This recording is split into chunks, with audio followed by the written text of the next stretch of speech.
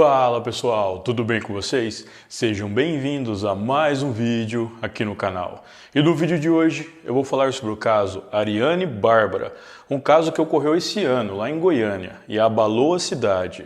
Pessoal, para quem não sabe, eu já gravei esse vídeo aqui no canal, porém o YouTube desmonetizou ele e limitou o alcance dele por conta de algumas palavras pesadas que eu usei aqui. Dessa forma eu modifiquei o roteiro e resolvi gravá-lo. Inclusive acrescentei algumas informações. E quem já assistiu esse vídeo, eu peço encarecidamente que deixe o vídeo rolando. Enquanto, sei lá, vai lá fazer alguma outra coisa, vai dar uma volta no quarteirão, vai brincar com os animais. Ou então você pode assistir de novo, porque isso me ajuda bastante. Então, sem mais delongas, bora pro vídeo. Ariane Bárbara Laureano de Oliveira tinha 18 anos e era natural de Goiás. Ela estudou no Colégio Estadual Professor Pedro Gomes, localizado na cidade de Goiânia, cidade em que Ariane morava com a mãe, a cabeleireira Eliane Laureano da Silva, de 35 anos. A jovem tinha o sonho de se tornar veterinária. No entanto, havia parado os estudos por ser motivo de piada na escola devido à sua baixa estatura. Ela, inclusive, iria retomar os estudos em outro colégio, um particular que sua mãe já havia até começado a pagar. Segundo Eliane, ela tinha uma relação muito boa com a filha e, apesar de ser mãe solteira, fazia de tudo para dar o melhor para ela. Eliane disse também que a filha nunca usou drogas e nem se envolvia com algo do tipo e que ela costumava sair bastante, mas sempre falava onde estava e até enviava vídeos do local ao lado dos amigos. Na noite de 24 de agosto de 2021, Ariane estava em casa e já se preparava para dormir. Inclusive, ela já tinha até colocado seu pijama. Mas por volta das 7 horas da noite, ela recebeu uma mensagem de algumas amigas a convidando para comer um lanche e que elas a buscariam em casa caso ela aceitasse o convite. Ariane aceitou e disse que só precisava de alguns minutos para se arrumar e avisar a mãe pelo WhatsApp que não estava em casa naquele momento. Eliane havia saído para ir ao banco fazer um depósito e foi por volta das 7h30 da noite que ela recebeu mensagens da filha avisando que iria sair com as amigas para comer um lanche. Ariane ainda avisou que iria voltar no mesmo dia e pediu para que a mãe deixasse a porta da sala aberta, pois ela levaria apenas a chave do portão, assim não precisaria acordá-la quando chegasse em casa. Junto com as mensagens, a jovem também mandou um áudio para a mãe, onde é possível notar o quanto ela estava feliz por ter sido convidada pelas amigas. As meninas me chamaram pra ir comer lá no Jaó, vamos pagar a broca hoje, aí eu tô indo. Elas vão me buscar de carro hoje. Aí eu vou, né? Vai pagar comida e vai me buscar de carro e me deixar em casa, sou besta. Eliane jamais imaginava que essa seria a última vez que ela falaria com sua filha. Às 11h15 da noite, Eliane decidiu mandar mensagens para a filha, já que havia se passado algumas horas e a jovem não tinha mais entrado em contato, sendo que toda vez que saía, ela costumava mandar vídeos do local onde estava para a mãe não ficar preocupada, como eu já mencionei. Nas mensagens, Eliane perguntou para a filha que horas ela iria chegar, mas não obteve nenhuma resposta.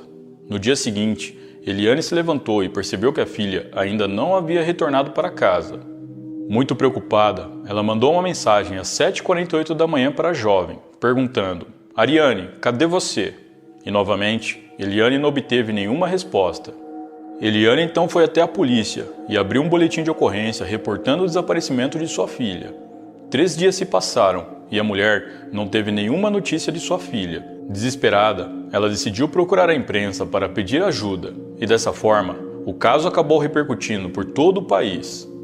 Tanto a mãe quanto a polícia conversaram com os amigos de Ariane que saíram com ela na noite em que ela desapareceu. Segundo eles, todos foram comer lanche e depois de conversarem um pouco, deixaram a garota no Lago das Rosas, no setor oeste, e que de lá ela disse que iria embora para casa sozinha.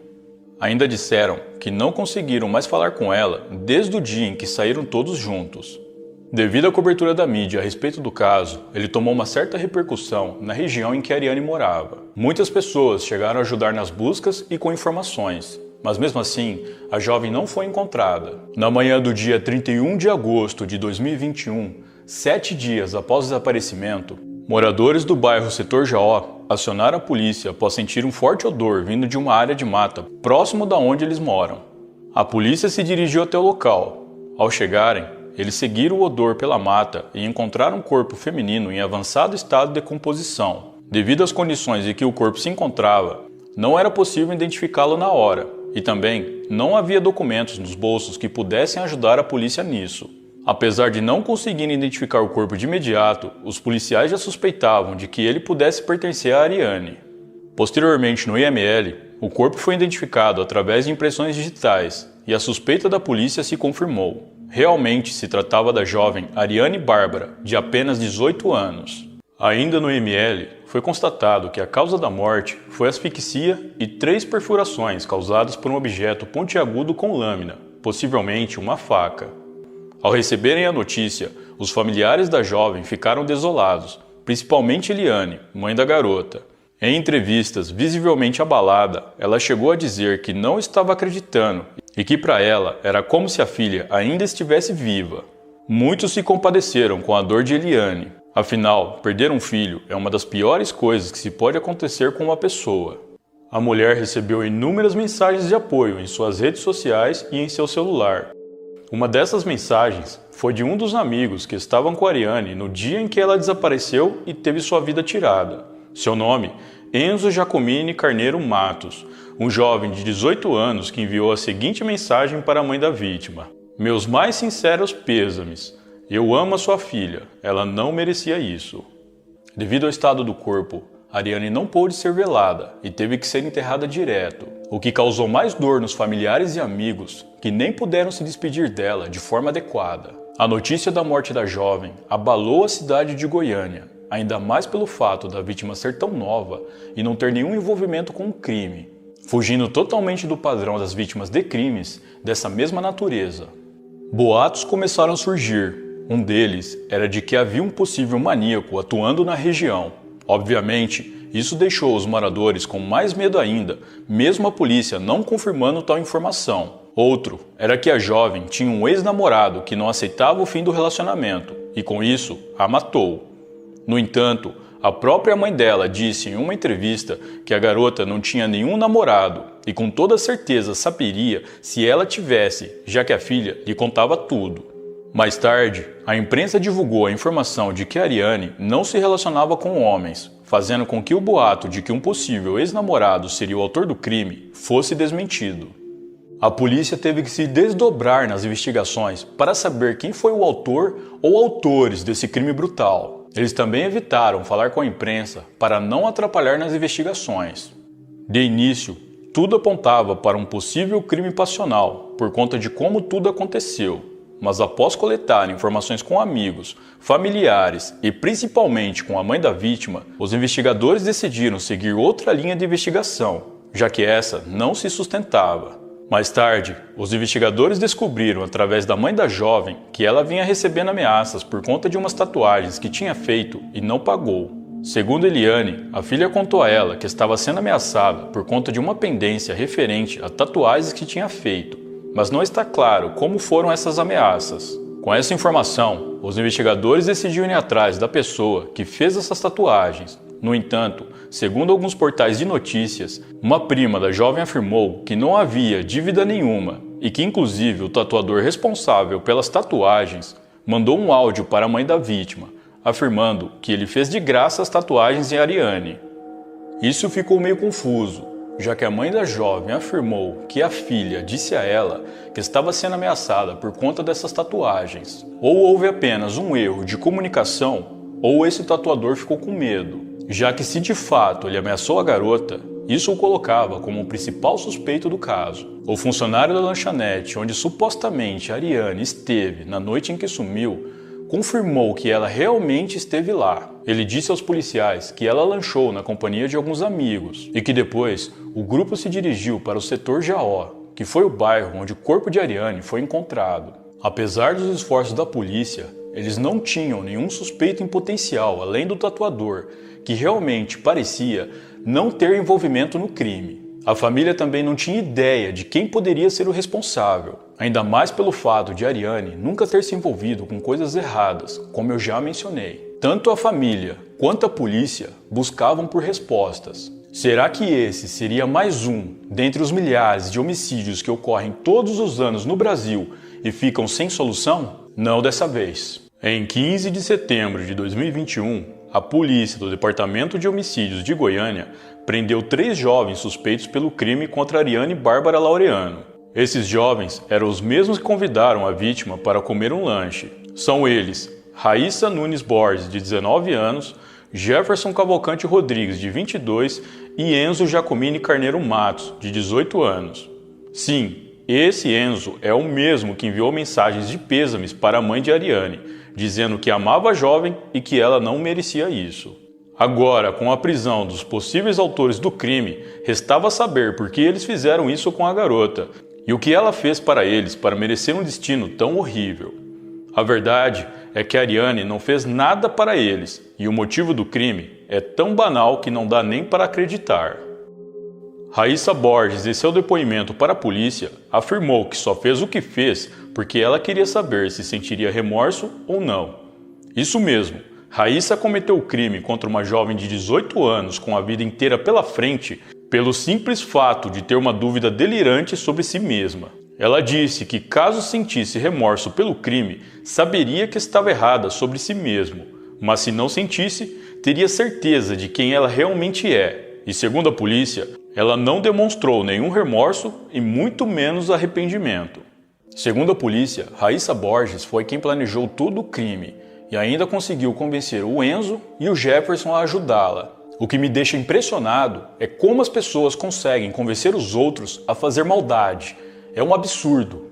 Raíssa disse ainda que não tinha nada contra Ariane e só a escolheu porque a jovem era magra e de baixa estatura e que assim seria fácil de dominá-la caso ela reagisse. Mais tarde, a polícia prendeu uma adolescente de 16 anos que também teria participação no crime e que inclusive foi ela quem mandou a mensagem para a vítima a convidando para comer um lanche. Após coletar informações através dos depoimentos de testemunhas e dos 4 acusados pelo crime, a polícia conseguiu montar a ordem dos fatos daquela noite e de como o crime ocorreu. Segundo eles, na noite de 24 de agosto de 2021, Ariane estava em sua casa quando recebeu uma mensagem em seu celular da adolescente de 16 anos, a convidando para comer um lanche junto com mais alguns amigos. Isso foi por volta das 7 horas da noite. E a adolescente disse por meio das mensagens que ela e mais alguns amigos passariam na casa de Ariane para buscá-la e depois de comerem o lanche, a deixariam em casa novamente. A jovem ficou muito feliz com o convite e após ela ter aceitado, ela mandou mensagem seguido de um áudio para sua mãe, que não estava em casa, avisando que iria sair com alguns amigos, mas que voltaria no mesmo dia. Um pouco antes das 8 da noite, Raíssa, Jefferson, Enzo e a adolescente pegaram Ariane na frente da casa dela, no bairro Setor dos Funcionários. Em seguida, eles foram até uma lanchonete próxima ao Lago das Rosas, no setor oeste da cidade. Após lancharem, o grupo se dirigiu para o bairro Setor Jaó, a cerca de 7 quilômetros da onde eles estavam, e foi durante o percurso, ainda dentro do veículo, que Ariane foi morta. No veículo, Jefferson estava ao volante, Enzo estava no banco do passageiro, e atrás estavam Ariane, Raíssa e a adolescente.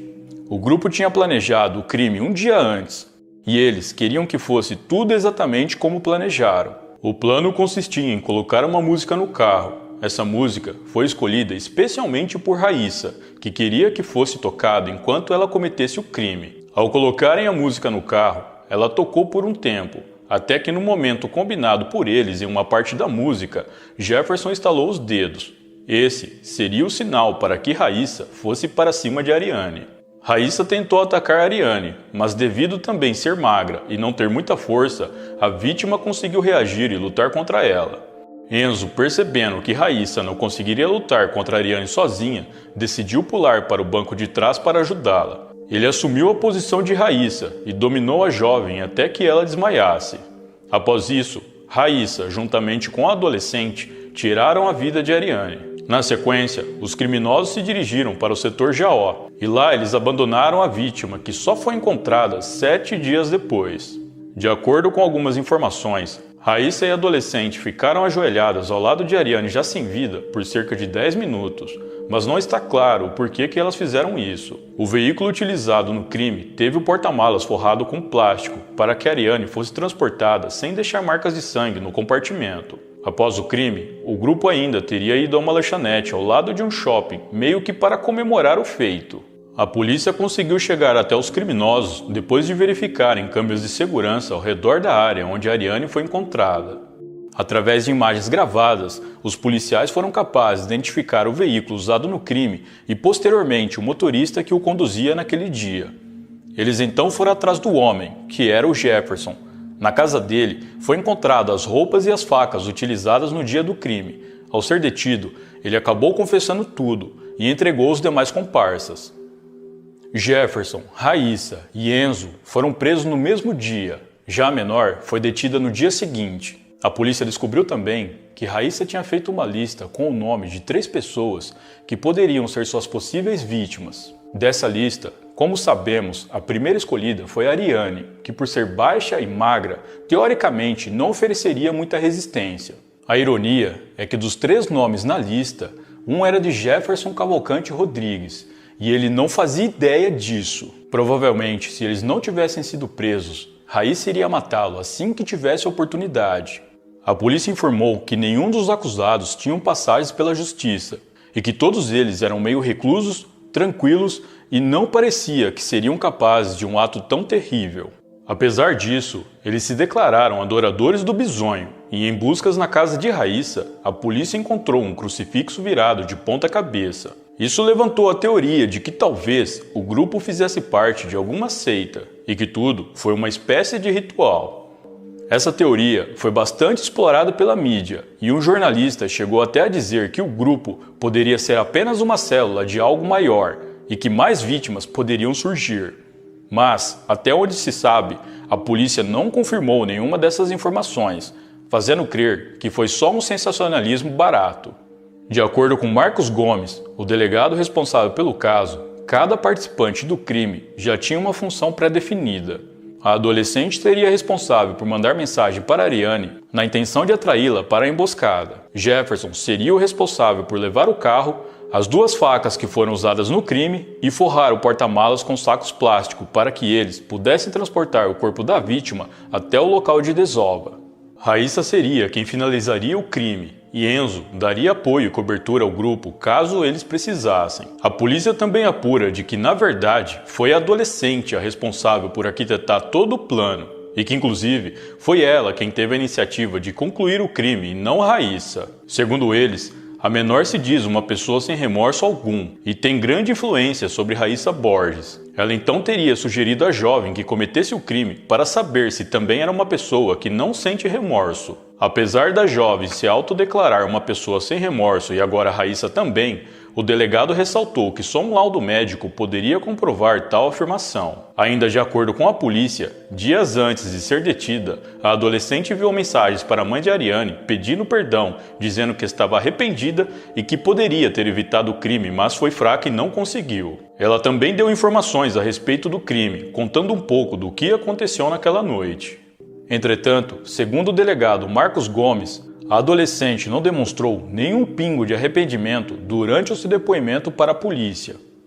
Marcos disse ainda que dos 4 acusados pelo crime, apenas Jefferson demonstrou arrependimento. Raíssa, Enzo e Jefferson estão à disposição da justiça até a conclusão do inquérito policial. Após isso, eles serão acusados e aguardarão seu julgamento em um centro de detenção. Se forem condenados, eles poderão pegar uma pena de mais de 30 anos apenas pelo homicídio, e com os agravantes, essa pena poderá aumentar. A adolescente de 16 anos está apreendida e, se for condenada, ela ficará em uma casa de detenção para menores até completar 18 anos. E, infelizmente, como sabemos, sairá com sua ficha limpa e provavelmente fará outras vítimas. Eliane, mãe de Ariane, disse estar feliz com a prisão dos responsáveis pelo crime contra sua filha, mas ela ainda teme que eles sejam soltos antes do esperado e façam mais vítimas. Ela está muito abalada com o que aconteceu, disse que sente muita saudade da filha e que ainda não assimilou o fato de que nunca mais poderá vê-la. A jovem era tudo para ela e lhe foi tirada de forma horrível. As 2 não eram apenas mãe e filha, elas também eram melhores amigas e compartilhavam tudo uma com a outra. Agora o que resta são apenas lembranças. Lembranças essas que Eliane jamais irá esquecer.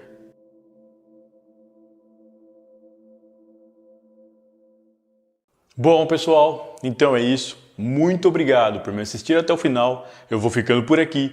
Um grande abraço e até a próxima.